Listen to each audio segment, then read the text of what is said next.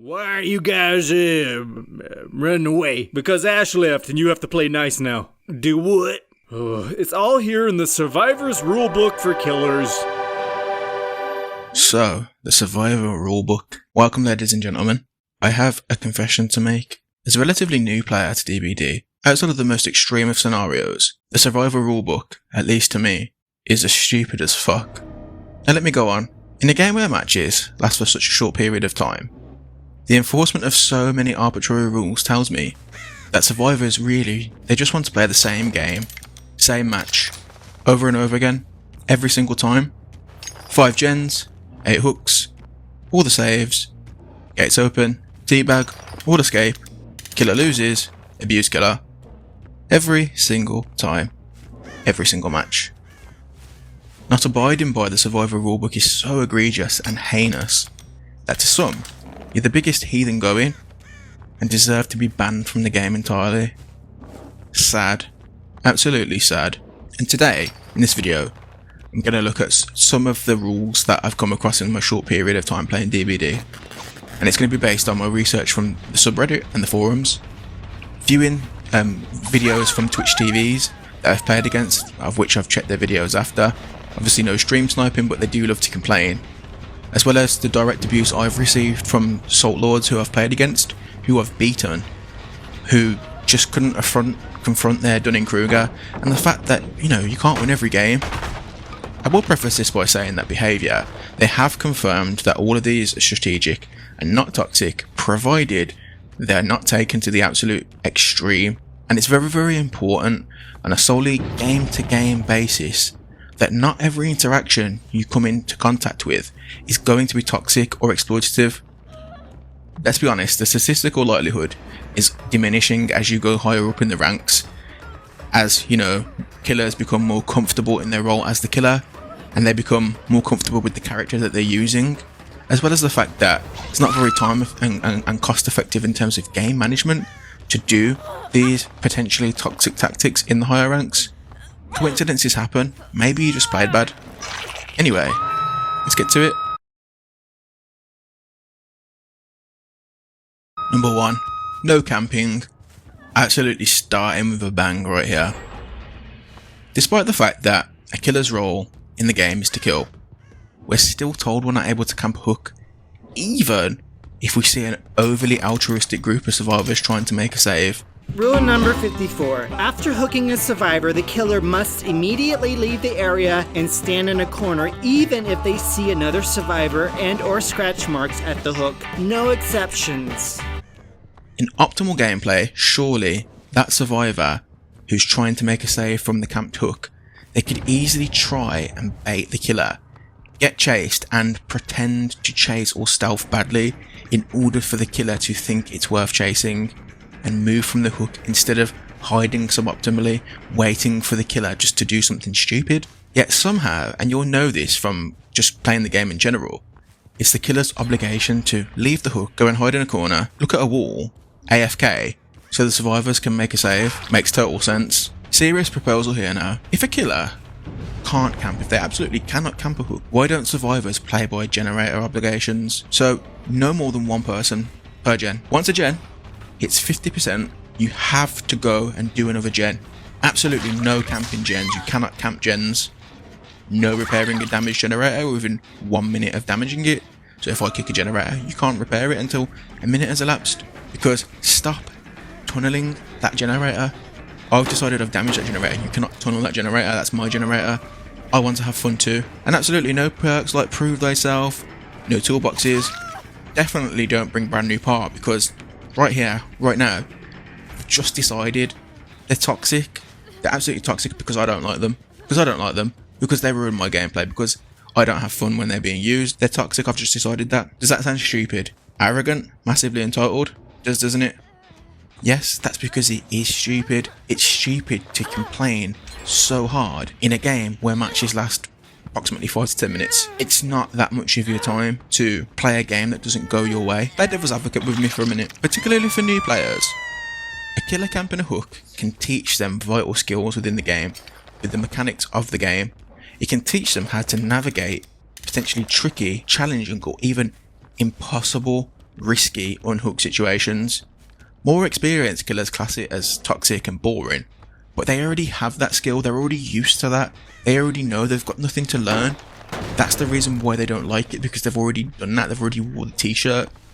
But how will a relatively new player or a returning player that hasn't played in a while, how will they learn the skill to unhook a survivor when a killer is nearby or proxy camping, unless they're put into those situations? How? I tell you, they won't. Let's keep going. Number 2, no slugging.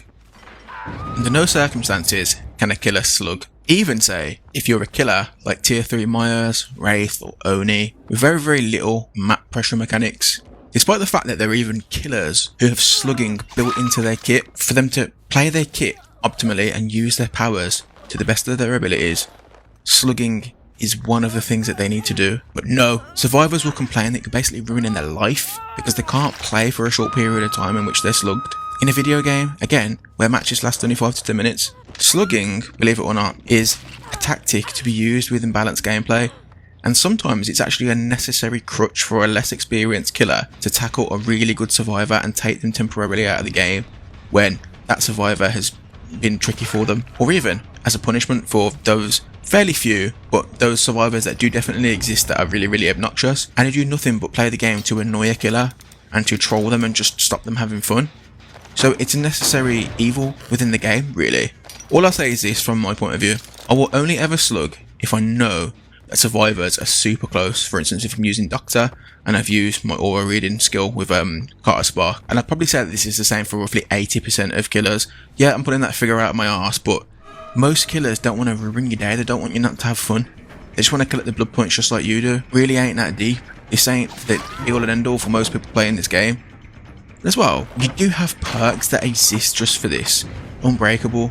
Just use them. Use them. If you don't like slugging, use them. Sometimes you have to use your perks to mitigate things that you don't like. Survivors, no amount of post-game salt will kill these slugs. So suck it up and move on. On to the next one. Number 3, no tunneling. Wow. Someone called the Wambulance. Let's get this straight. Tunneling, in its strictest definition, is when a killer targets a specific survivor all game in order to kill them, no matter the cost to the killer's objective, until they're dead and out of the game. No matter how many times you try and change the narrative, no matter how many times you try and change the definition, by using it in decontextualized situations, tunneling is not downing the same person twice in a row, downing an unhooked person if you see them unhooked, which a lot of the time can be down to accidents due to the auto-aim targeting the person who's been unhooked. Most killers don't want to target the person who's unhooked simply because of perks like borrowed time, but that's a different story for a different day, a different video. Or even, coincidentally, bumping into the same survivor because they either played bad, they were trying to get in the killer's way, or merely, again, by coincidence.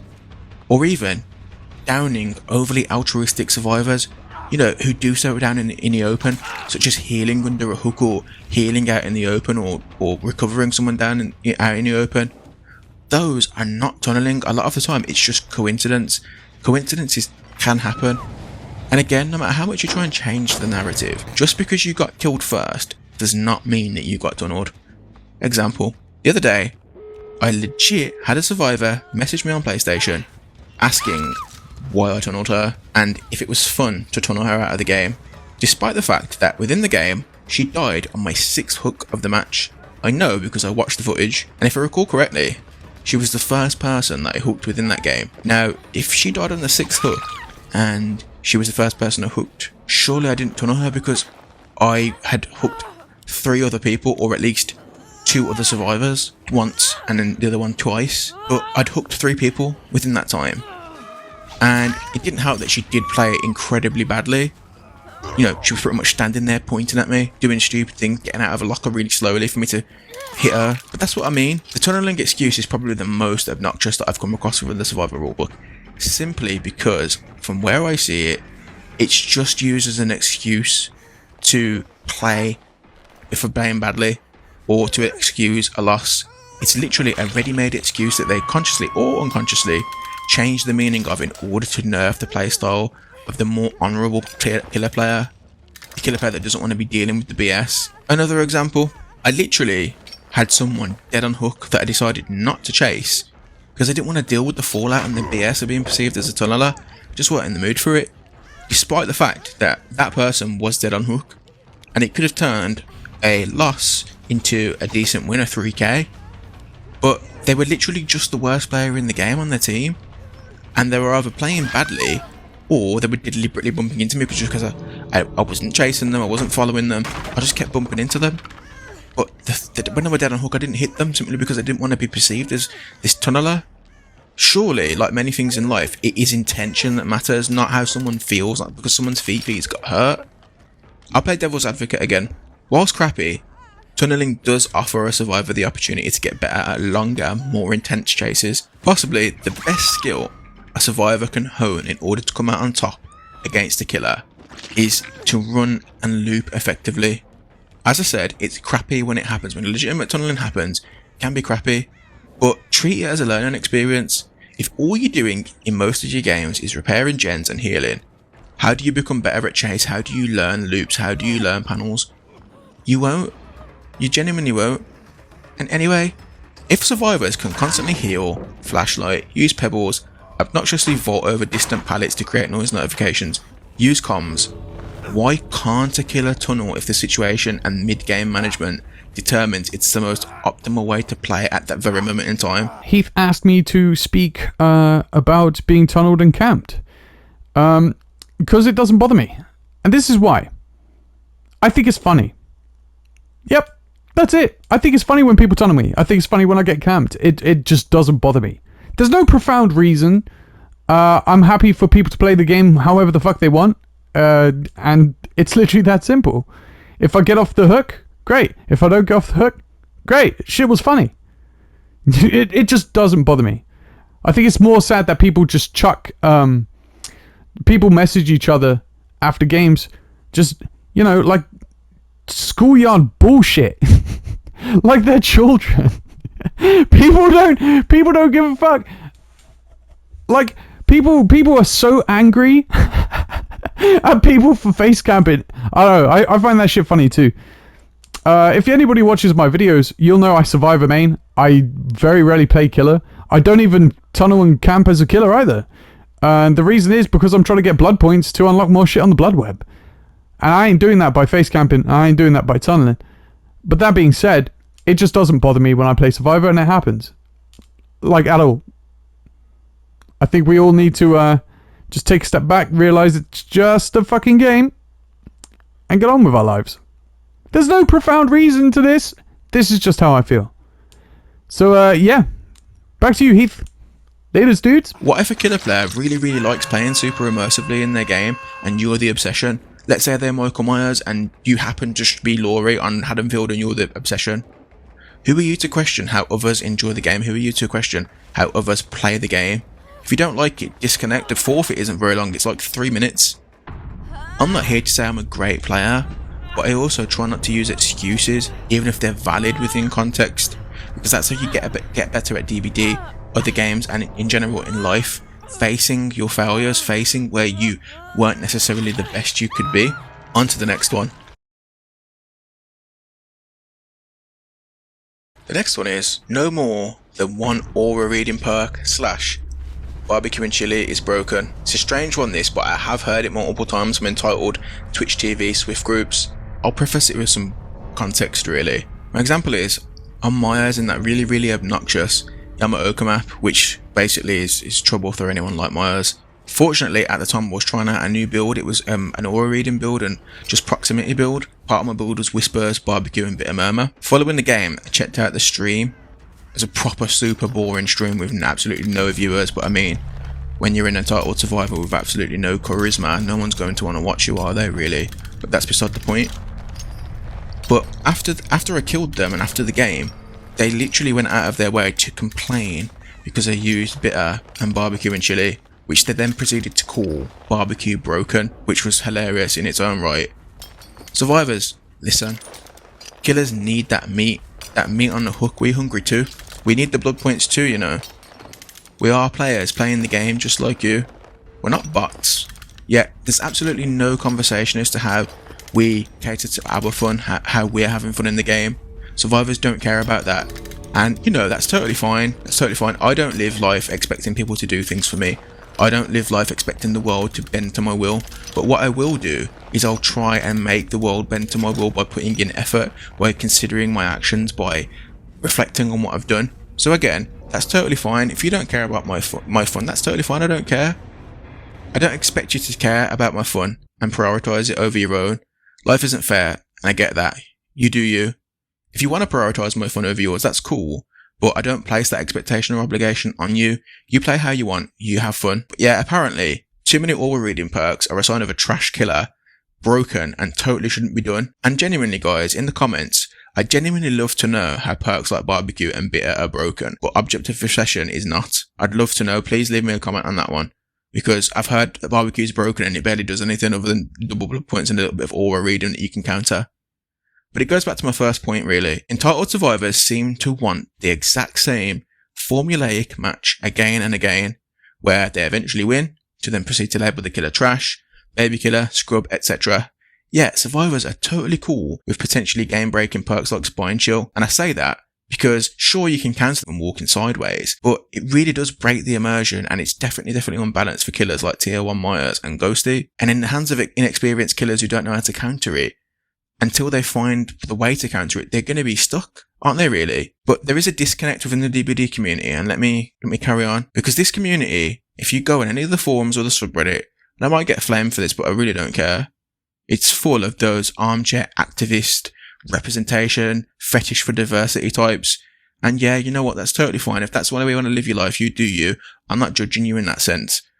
But they don't seem to give a crap about sending abusive messages to a killer who didn't let them win, who didn't play toxically but they assumed that they did. These are the same people that say mental health matters, that stress matters, that you should be upfront about your mental health problems. These are the very same people who will then bash a killer on their stream, or they'll then bash a killer via abusing them because they perceived that they got toxically treated within the game. Sure, it's only a game, but think about it like this.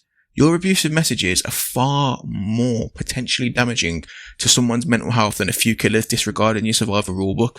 Think about that. Attributing arbitrary rules onto people, those rules that you hold dear, yet they may not hold dear, is really entitled behaviour, and it's a gateway into increased toxicity. You know, in terms of my own self, I learned a few years ago that one of my biggest reasons for social hardship and really what I was struggling to get on with people is because I was judging others by the standards that I set for myself.